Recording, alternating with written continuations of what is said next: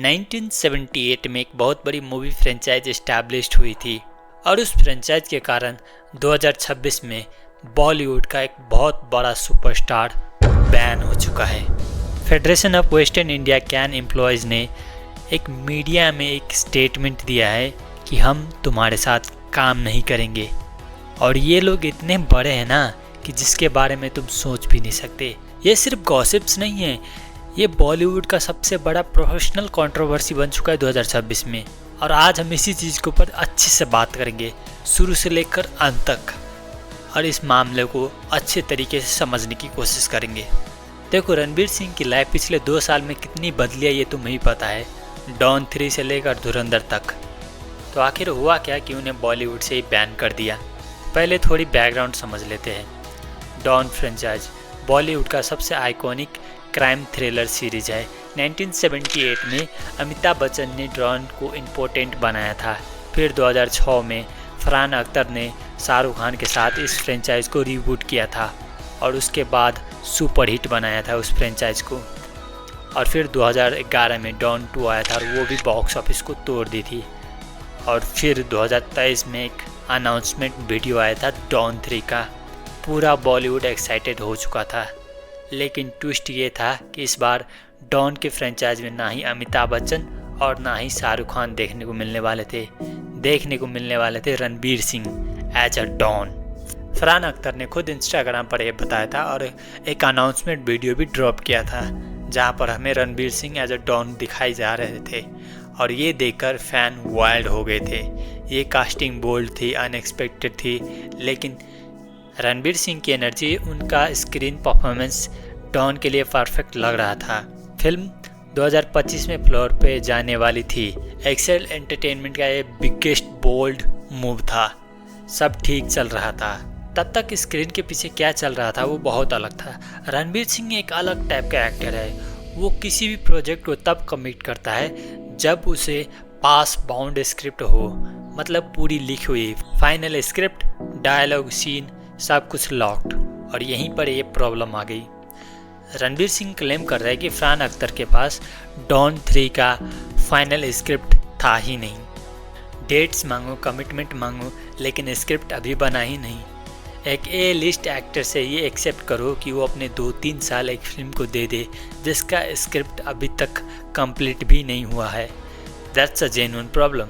लेकिन स्टोरी यहाँ पर और भी इंटरेस्टिंग हो गई। रणवीर सिंह का दूसरा एलिगेशन, एक्सेल एंटरटेनमेंट ने एक्चुअली ऋतिक रोशन को डॉन 3 में लेना चाहते थे। उनके साथ उनका नेगोशिएशन भी चल रहा था क्वाइटली।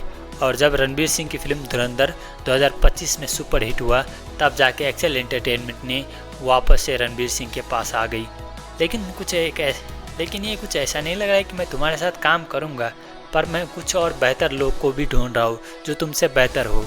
अगर वो नहीं मिला तो तुमसे ज़रूर काम करूँगा। ऐसा कुछ पहले भी हुआ है ना रणवीर सिंह के साथ। सोचो, अगर ये सच है तो रणवीर सिंह को कैसा फील हुआ होगा। पहले तुम रिप्लेस करना चाहते थे और अब उनकी फिल्म हिट हो गई तो तुम वापस आ गए। कोई भी सेल्फ रिस्पेक्टिंग एक्टर ये सुनकर इरिटेट हो जाएगा। ये तो थी रणवीर की साइड। अब एक्सेल का साइड भी जान लेते हैं।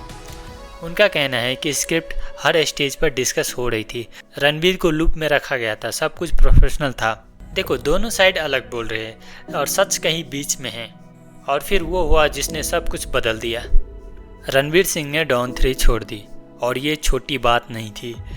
फिल्म ऑलरेडी प्री प्रोडक्शन में जा चुकी थी, मतलब लोकेशन स्काउट हो चुके थे, सेट्स की प्लानिंग हो चुकी थी, क्रू हायर हो चुके थे, डेट ब्लॉक हो चुके थे। फरहान अख्तर खुद एक एक्टर है और उन्होंने अपनी एक्टिंग की डेट इस फिल्म को डायरेक्ट करने के लिए सेक्रीफाइस कर दी थी और एक दिन स्टार आउट। एक्सेल एंटरटेनमेंट का डायरेक्ट 45 करोड़ का नुकसान हुआ। सिर्फ प्री प्रोडक्शन में शूटिंग शुरू भी नहीं हुई थी। क्रू के पैसे, लोकेशन का advance, set design, pre production का वर्क, सब कुछ डूब गया और रणवीर सिंह खामोश हो गए। कोई प्रेस कॉन्फ्रेंस नहीं, कोई स्टेटमेंट नहीं, कोई एक्सप्लेनेशन नहीं पब्लिकली, सिर्फ खामोशी। और ये खामोशी उस कंट्रोवर्सी के चैप्टर को ओपन करती है जो इंडस्ट्री लेवल पर ले जाती है। 11 अप्रैल 2026 फरहान अख्तर ने एक फॉर्मल कंप्लेंट फाइल की Indian film and television director association में। ये एक सीरियस स्टेप था। बॉलीवुड में यूजुअली लोग इस चीज़ को प्राइवेटली सॉल्व कर लेते हैं, और जब कोई फॉर्मल फाइल करता है तो बात बहुत आगे जा चुकी होती है। कंप्लेन में क्लियर लिखा था financial loss, professional stick back और रणबीर सिंह का अनप्रोफेशनल कंडक्ट। और फिर federation of western India can employees ने इस केस को अपने हाथ में लिया। और ये जो चीज़ है ना FWIC, ये मूवी में जितने लोग भी काम करते हैं, director, actor, spot boy, lighting, cameraman, जितने भी लोग काम करते हैं ना, उन सब का रिप्रेजेंटेटिव होता है। और उन्होंने ये केस अपने अंडर ले लिया था, और उन्होंने रणबीर सिंह को एक मीटिंग के लिए भी बुलाया था, पर रणबीर सिंह नहीं आए। एक बार बुलाया, वो नहीं आया, फिर बुलाया, फिर नहीं आया, बार बार बुलाया, पर बार बार नहीं आया। और फिर FWIC का पेशेंस ख़त्म हो गया। मई 25, 2026 FWIC का प्रेसिडेंट वीरेंद्र नाथ तिवारी, चीफ एडवाइज़र और सेक्रेटरी तीनों सामने आए एक प्रेस में, और उन्होंने अनाउंस कर दिया, non cooperation directive has been issue against Ranbir Singh, no member of FWIC will work with him. ज़रा इस बात को गंभीरता से सोचो। FWIC के मेंबर्स में आते हैं director, producer, technician and crew. और अगर FWIC का मेंबर रणबीर सिंह के साथ काम नहीं करेगा तो रणबीर सिंह कोई भी बॉलीवुड फिल्म नहीं कर सकती है प्रैक्टिकली। कोई डायरेक्टर नहीं मिलेंगे, कोई क्रू नहीं मिलेगा, सेट पर कोई नहीं मिलेगा।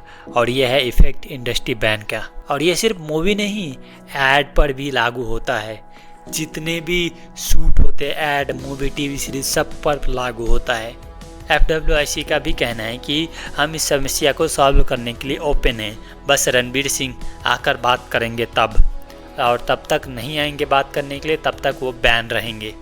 हाँ, रणबीर सिंह फिल्म फ्रेगनेटरी को हाईएस्ट रेकेड में रखते हैं। उन्होंने इस पूरे कंट्रोवर्सी में साइलेंट इसलिए चूज किया क्योंकि वो बिलीव करते हैं कि प्रोफेशनल मैटर को डिग्निटी के साथ हैंडल होनी चाहिए। Dignity, interesting word. और उसी रात रणबीर सिंह मुंबई एयरपोर्ट पर दिखे, और उन्होंने जो किया, लेट्स से डिग्निटी से थोड़ा अलग था। उन्होंने अपने आप को पूरा मास्क से कवर कर लिया था और कैमरा से मुंह मोड़ लिया था।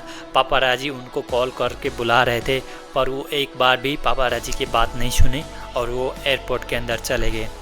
अब मैं यहाँ जज करने के लिए नहीं आया हूँ कि कौन कैसा फील कर रहा है। ये जेन्युइनली एक स्ट्रेसफुल सिचुएशन है, लेकिन एक बंदा जो FWIC की मीटिंग इग्नोर कर सकता है और जो पब्लिकली भी कुछ नहीं बोला और फिर एयरपोर्ट पर छुप छुपाते हुए दिखे, ये ऑप्टिकली बहुत बुरा है। अगर आप सच में सही हो तो सामने आकर अपना केस रखते क्यों नहीं है? छुपता वही है जिसके पास बोलने के लिए कुछ नहीं होता है। और अब सवाल वही, कौन सही कौन गलत? मेरे ओपिनियन में रणबीर सिंह का क्रिएटिव कॉर्नर भी वैलिड है। स्क्रिप्ट रेडी नहीं हुआ था, लेकिन ये भी रॉन्ग है कि वो FWIC को इग्नोर किया। और साथ में अगर ये सोचना चाहिए था साइन करने से पहले कि स्क्रिप्ट रेडी नहीं है तो उसे साइन ही नहीं करना चाहिए था। बाकी ये कंट्रोवर्सी काफ़ी बड़े लेवल पर फिलहाल चल रही है, और इसका क्या कंक्लूजन होता है ये फिलहाल हमें नहीं पता, और जो होगा मैं आपको आगे बता दूंगा। तो चैनल को सब्सक्राइब जरूर से कर लेना। और तुम क्या सोचते हो इस कंट्रोवर्सी को लेकर, मुझे कमेंट करके जरूर बताना। मैं भी तो जानना चाहता हूँ कि पब्लिक का क्या ओपिनियन है इस कंट्रोवर्सी को लेकर। तो कमेंट है नीचे, बताना ज़रूर।